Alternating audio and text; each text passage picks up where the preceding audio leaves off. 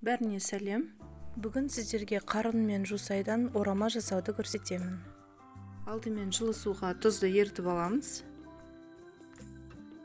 Онға жұмыртқа мен су қосып, қамыр илейміз.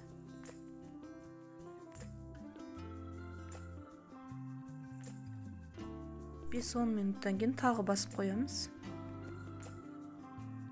Жусайды жуып, сақтап турап аламыз.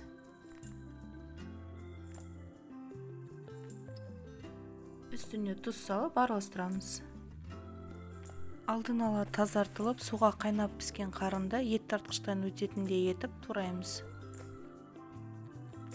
Ет тартқыштан өткізіп аламыз.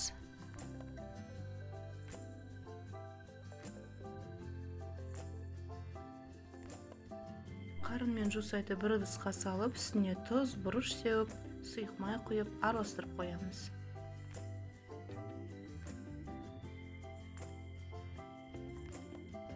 Қамырды жұқалап жайып аламыз.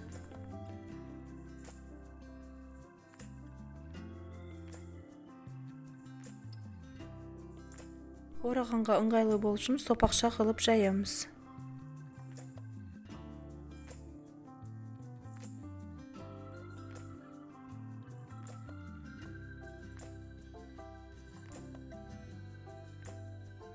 Бетіне сұйық майды жағып шығамыз.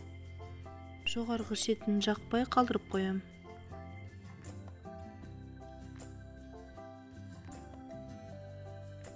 Салмамызды біркелкі салып, орап аламыз.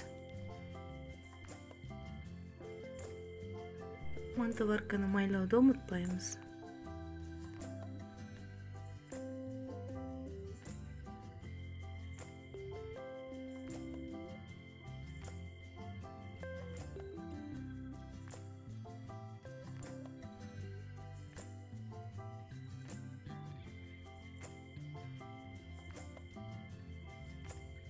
Мантываркаға салып, қайнап тұрған суға 40 минут қайнатамыз.